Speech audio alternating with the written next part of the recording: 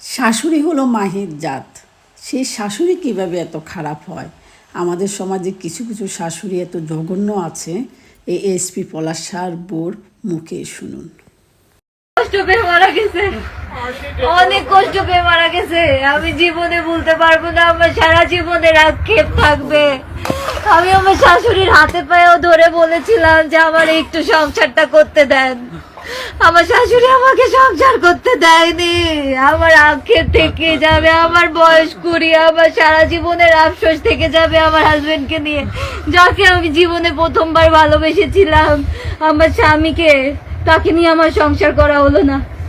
আমি কিভাবে বাঁচবো? ও নিঃশ্বাস নিতে পারতেছে না। ওর প্রত্যেকটা শাশুড়ির উচিত ছেলের বউকে মেয়ের মতন ভালো না বাসুক, ছেলের বউয়ের মতন মর্যাদা দেওয়া এবং ভালোবাসা। তাহলে আর ঘরে ঘরে এমন অশান্তি হতো না, বউ শাশুড়ির দ্বন্দ্ব আর লেগে থাকতো না। আসুন আমরা ঘরের ছেলের বউকে বউয়ের মর্যাদা দিব, ভালোবাসবো।